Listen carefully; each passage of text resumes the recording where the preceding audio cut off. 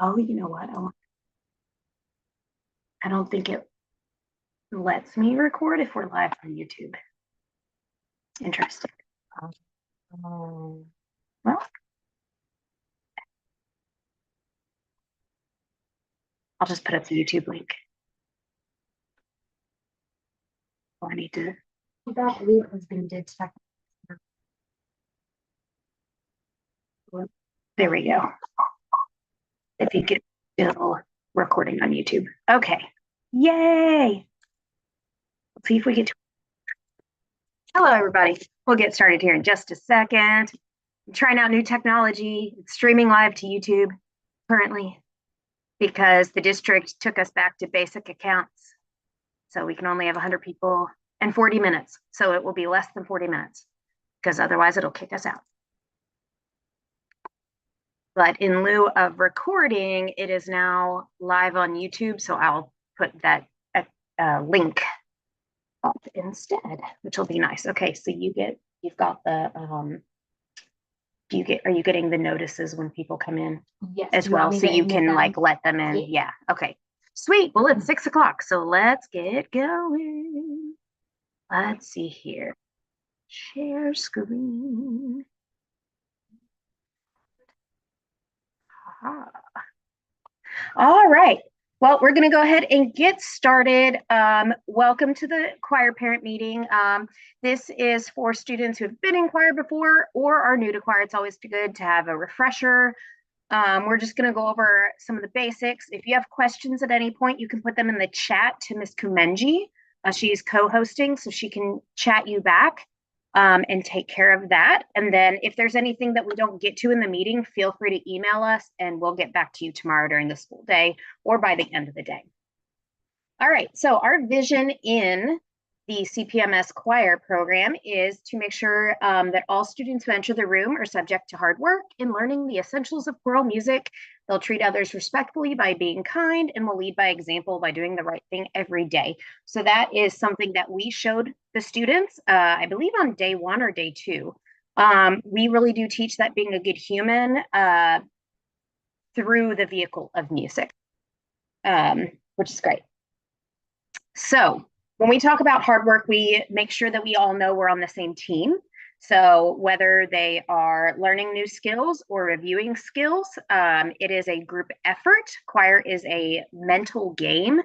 So what that means is they need to come at it with a positive attitude, can-do mindset.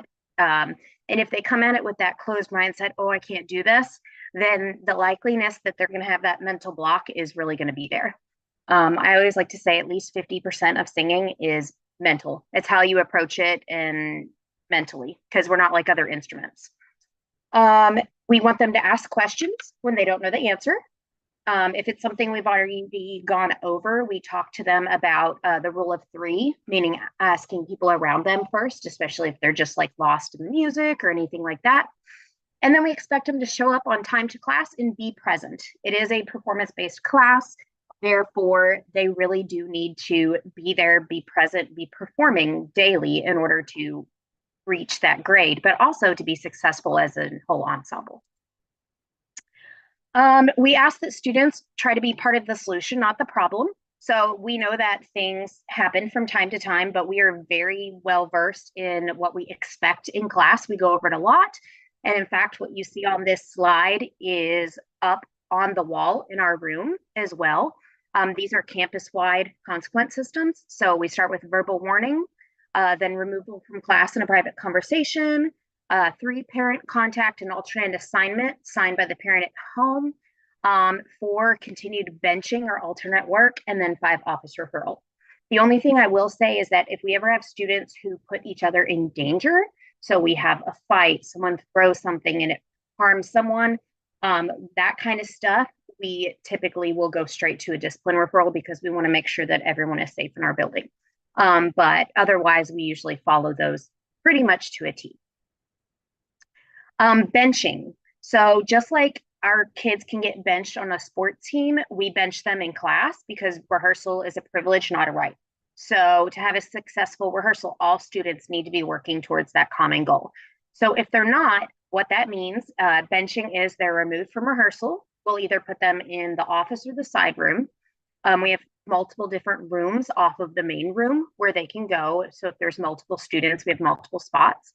They'll complete an in-class suspension form explaining them to address the behavior, what they need to do to improve, why it's important, what we're doing in class, things like that. And then they have to complete that during class that day. If they don't get it done during class, they have to do it at home for homework. And the parent does have to sign it and they have to bring it back the next day. If they don't bring it back the next day, they remain benched until we have that proof that the parent saw that. Typically, we will also just send a quick email home saying, hey, little Billy was benched for XYZ today. Feel free to have a conversation with them about it, and you should expect an assignment home. I really feel like we didn't have to bench students a lot last year. It's kind of one of those, like, once they buy in and they have that team mentality, very rarely do we have to actually remove a child from rehearsal that day. We ask that they're kind in communication to each other. So I know, like, boys especially love to, like, say things like, oh, that was stupid, oh, you're lame, you know, whatever their current lingo is. But we expect them to be respectful to the directors, so the teachers in the room, any guests that are in the room, and they need to be respectful to each other, because if we don't have a safe environment, they're not going to take risks musically with their voices. The more they invest and get to know other people in choir, the more they're going to get out of the experience, for sure. And then if they need anything, like if there's an issue in class with maybe people that are around and they're just really uncomfortable, our doors are always open. So they can honestly email us after class when they go to their, like, a core class and they have that computer out is great. We try to respond same day. Or they can stop by. Our conference period is 8th period this year. So that's like 3:23 to the end of the day is when we're mainly just working in our office. We don't advocate for them getting out of class per se, but if there's something that they really feel like they need to address that's happening in class, our doors are open.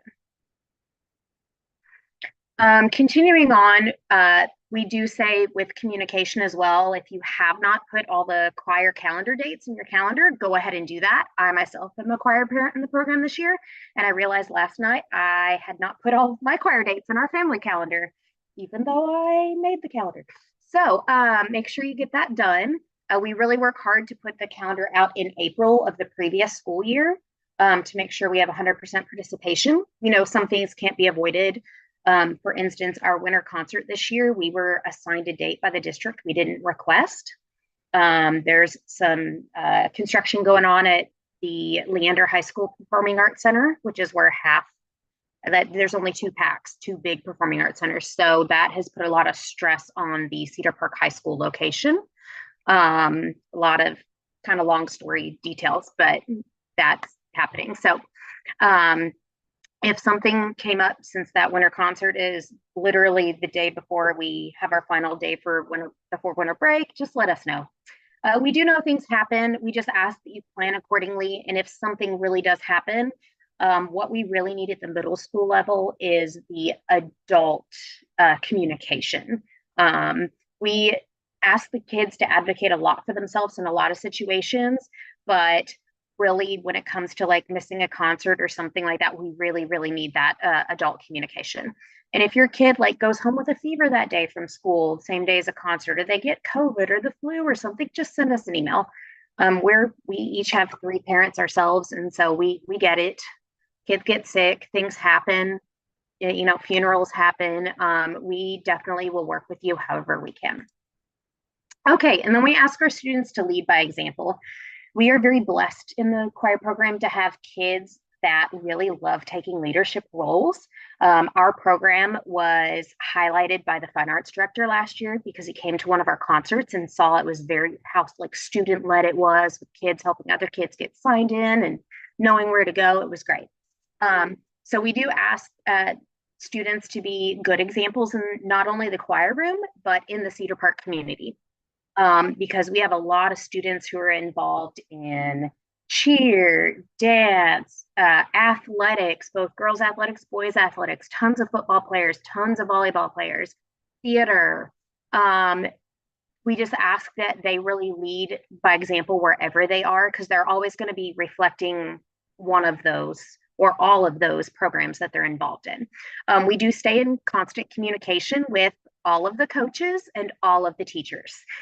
So if we notice any like issues with grades and anything, we definitely reach out to the teachers and we're saying, hey, what's going on? We also ask the core teachers to reach out to us if like little Susie is literally just been sitting in math all week doing nothing but doodling instead of doing their work. We make sure that we help them the way they help us. Good attitudes are really important. It really only takes one person or even director to make a rehearsal unproductive. I get it. We all, like middle school, man, those hormones and the moods fluctuating all the time. I totally get it. We just ask them to come at it with as possible a mindset as they can. Okay. Excuse me. So the grading breakdown for choir is as follows. So 40% is what's called their PACE grade. PACE stands for participation, accountability, citizenship, and effort. So that's basically their participation grade, but it goes deeper than that. 25% is their performance grade. So if they have one concert in a grading cycle, then that one concert is worth 25% of their overall grade. 35% is skill and written assessment. So any classwork, homework, any sixth grade students do theory assessments throughout the year, and then our JV students do some theory refresher assessments, all those things. And then varsity, I told them today to be ready for pop quizzes at any time because they should already know all the stuff. In non-concert cycles, we do shift the grading percentages. So for instance, this first grading cycle, there are no concerts. So it will shift to 60% PACE grade and 40% skill and written assessment. So let's talk a little bit about the PACE grade. I already mentioned it stands for participation, accountability, citizenship, and effort. So basically students receive 20 points per day. So in a 5-day week, that's 100 points, right? So we always tell them that they start with 100%, and that's great. But they need to make sure that they're not talking, off task, out of seat, that they have their binders, pencils, there's no gum or food, that they're participating, and they don't have phones or AirPods out. And I will say this year has been beautiful so far because I think we're all on the same team, parents, students, admin alike. Very few issues with phones, honestly, really none, I would say, which is, oh, love it so much. So if we have to address any of those behaviors in a performance-based class, they are losing points because they're not working towards that team, right? They're not working towards those common goals. If there are multiple things happening in a day, we do go back to that discipline system that I talked about earlier about like warnings and things like that. And usually we're not going to like mark down if a kid is talking, it's usually not just one, it's a lot. So we'll do general reminders, but if we've done general reminders and kids are still talking instead of singing or whatever they're supposed to be doing, that's when we mark that down. But yeah, there are other things too that they could lose points for, like being disrespectful. I'm trying to think that we said, you know, there's gum or food. That's a big one, but also non-water drinks. We've had the boys love to bring Gatorade that's frozen and then shake it up in class. And then it's, yeah.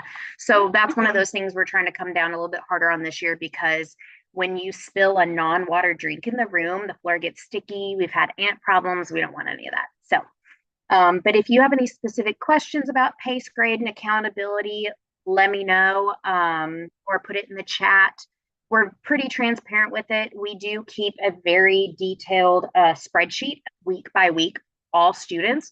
So if a child has lost some PACE points, we can tell you exactly what day of the week and what it was for. We're very specific on that because as a parent myself, I know I want to know if my kid's not doing what they're supposed to. Multiple times that's resulting in them really their grade dropping, that I would want to know. Okay, so performances or concerts. Concerts are mandatory. That's basically like being on the football team and going to all the practices and then being like, nah, I can't make the games. So they are experiences that can't be replicated, meaning like if you can't have one kid walk up in front of the class and then have the same concert experience because they missed it, right? To get 100%, students don't just show up and sing. There's a lot of stuff we talk about with performer etiquette, audience etiquette, and it all kind of goes into it. We do a lot of situational teaching and we show them how to be professionals on stage and off stage. So they have to show up on time, they have to show that proper etiquette either as performers or audience members. They have to perform to the best of their ability. If there are conflicts, which I appreciate, I've already had some people reach out to me way ahead of time, which is amazing about those conflicts. That's great. They'll be dealt with on an individual basis. Do keep in mind, though, that individual basis means I have to kind of, or we have to take in like, what is the situation? What can we do to like meet you halfway or things like that. Okay, so skill or written assessment. So this includes things like theory work, quizzes, sight reading assessments. For sixth grade and JV, that would be writing in their solfege, their do, re, mi under the notes. Other written assignments used to determine individual understanding because we have very large classes. I want to say our smallest this year is 36 and our largest is 78. So we have a lot of students. We have to be able to assess them individually as well. Assignments will be given when substitutes are present. We know how to do those through Google Classroom. And so we really stress that if we are giving an assignment through Google Classroom, the temptation is always going to be there for the kids to do something else on their laptop, but they need to do the assignments when assigned. Because we have had that issue before of students choosing to do other things on their laptops, which is a temptation. All right, supplies. So the great thing about choir is you all pay the choir fee for the year and all classroom supplies are provided. So at this point, I think we've given out all the supplies to our students. They keep them in the classroom. So they get a binder, they get all of the resources like the music, the handouts, the theory work from us. We give them each a pencil pouch with pencils and highlighter included. So all those things are provided to them. Now, we do tell them to please take care of those things. We have had instances of kids poking their pencils through the binders, ripping them, chewing on them for some reason. Boys and girls. Boys. So if they do destroy their binder, like in a non-normal wear and tear, sometimes we ask them to replace those mid-year because we never know if you're going to need that binder for like a performance or things like that. Then in regards to performance materials, so all sixth graders will need blue jeans, and those are blue jean pants with as few holes as possible. Honestly, my daughter's sixth grader this year, and I've been able to find jeans that have 0 holes. So I think that's great. Like the flare jeans are back in, which usually don't have holes, which is amazing.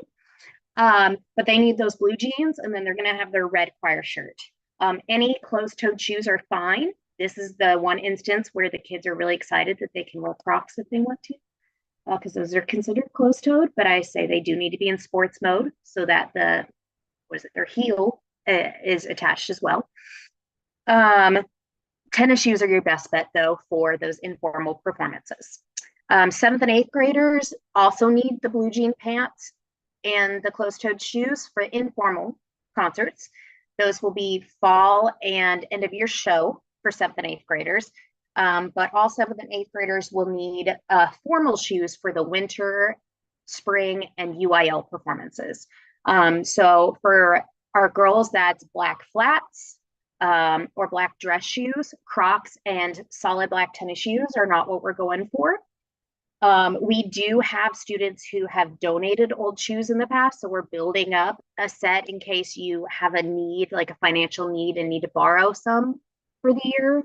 But we do ask that you go ahead and work on getting those black shoes for the winter concert. Amazon is great for that. Honestly, Walmart is great as well. I've found really cheap black flats that are like not bad material and comfortable. Boys should have black socks as well with the black dress shoes. If we have any of our treble singers who choose to do the pants and dress shirt because they're uncomfortable with the dresses, they also can do the black dress shoes with black socks. That's fine too. All right, so this one is for 7th and 8th grade only, but I'm not done with 6th, so hold on just a second, 6th grade parents. So 7th and 8th grade, we do have a formal uniform fitting day. It is Monday, September 23rd from 9 to 12. It is a come and go event, so it really doesn't take very long. It's like in and out in like 20, 30 minutes tops. Some kids are in and out in like 10 minutes. But it's going to be in the choir room and band hall. The treble singers are going to do the dress fittings in the band hall. And then our tenor bass are going to use the choir room because we have side rooms. We will need approximately 15 volunteers. We can also use some student volunteers who have NJHS service hours they need. So I'll post this whole PowerPoint on the website as well, so you can click the volunteer link. It's really easy. If you have stuff out of town that day because it's like a student holiday, that's totally fine. Please don't change your plans to be there. Whoever we don't get that day, we will get in class that week. We just try to do this because it can take, if we only do it in class, it can take literally weeks to try to teach and get kids fitted at the same time. All right, calendar. So that's a link to our choir website where the calendar is. Just a reminder, put all those important dates in. We kind of talked about that earlier, but yeah, calendar kind of covered that. Okay, rank 1. So we all love rank 1, right? JK. But it's necessary. So rank 1, there is we were told this year there would be like a one-stop shop. So like athletics and choir would be the same site. Nonetheless, it's not. So if you keep finding that it's like taking you to the athletic site, please make sure you use that link that is on this or in the emails I sent, because that will take you to the fine arts side. And if at any point you're not sure you got it done, just send us a quick email and we can hop on rank 1 when we're not lead teaching and see who we have and who we don't have. But all of those things do need to be filled out per district guidelines to be able to take your child off campus. And our first off-campus event is Austin's Park and Pizza Back to School Bash, September 27th. So students are not allowed to be dropped off for that event if they don't have all the rank 1 stuff done per district guidelines. Okay, so this is varsity only. I am going to skip ahead 1 and go back. We are hosting region choir auditions at Cedar Park Middle School this year. We did so last year as well. We do 2-year rotations within the region that we're in for UIL and TMEA. So you do not need to be a varsity parent or student to help volunteer. We will send out a volunteer sign-up sheet, but we need volunteers to help set up several rooms throughout the school building, set up the gyms on October 25th, lots of stuff after school. I want to say last year, we were set up in the entire building in like 30 minutes to maybe an hour after school because we had so much help, which was fantastic. We also need lots and lots of volunteers the day of the event. If you have an 8th grader who's NJHS, we can definitely use them and give them hours unless they are a varsity member who's auditioning. They can't do both. So we will get info out about that, but the more volunteers we have, the smoother of a transition and of an event we're going to have. Okay, so at this point, we're basically, I'll do this and then I'll go back to varsity. So ultimately, we want choir to be your students' favorite part of the day. Like, we like to have fun. We joke around. Ms. Kumenji's all hip with the lingo while I sit there going. I tell the kids if I say it, it's going to be dead. It's done. Not cool anymore. And I'm going to stick with that as long as I can. But we really do pledge to work hard, be kind, and lead by example to help your students have a successful year in choir. So our contact info is at the end of this. I'm going to back up to varsity only. If you are a JV or 6th grade parent, you're welcome to exit. But I'm going to go over this real quick with varsity. So varsity, we have region choir auditions October 26th. and they are a mandatory event. We know that a lot of students play weekend sports. We've had, some conflicts before. I want to say last year it like rained the weekend before auditions. So there were like a bunch of like makeup games that popped up. Um, I will always work with you on a one-on-one basis to see what we can make happen.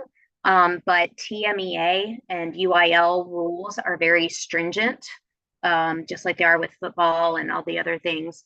And we are not allowed to change any audition times for kids on the 26th unless it is like a LISD district conflict. So, like right now, it may affect a few of our volleyball players. I think it's the A team tournament is that same day.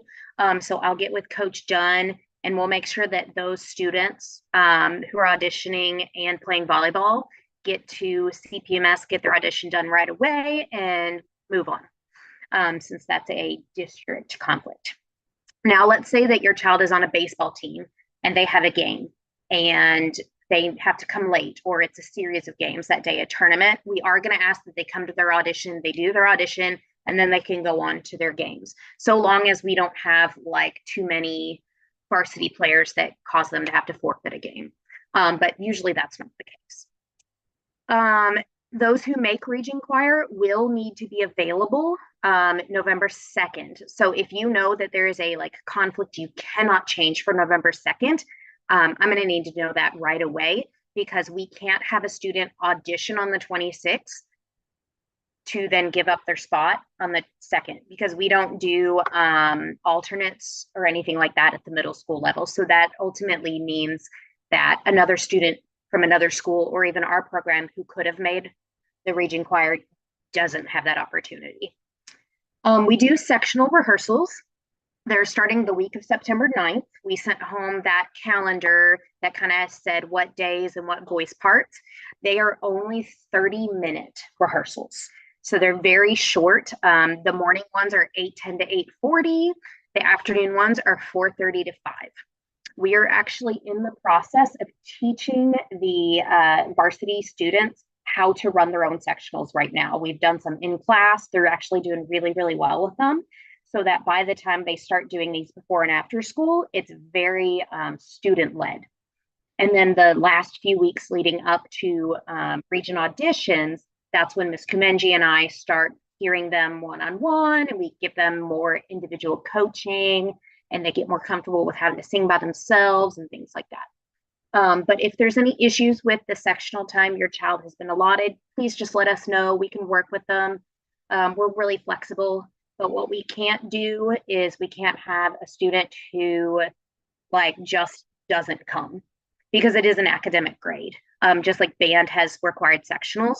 I like to say, in band world, they do it all year, and ours is only 7 weeks, once a week.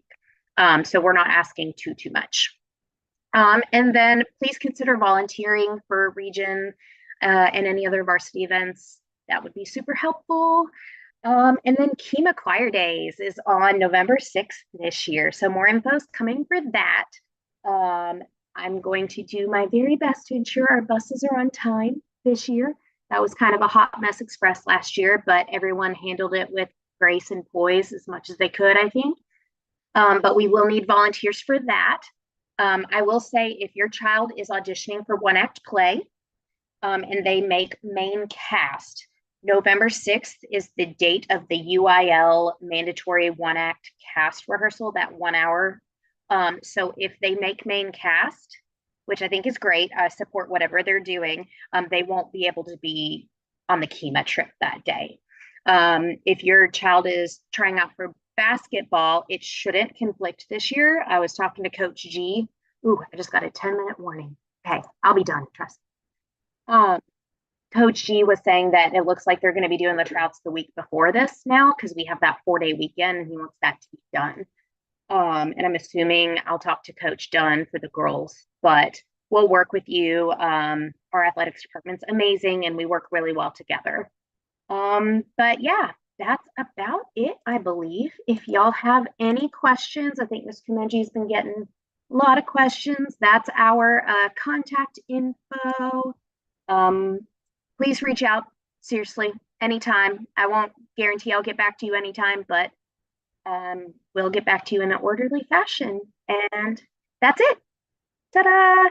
Yeah, we got it in 31 minutes. So have a great night. Bye.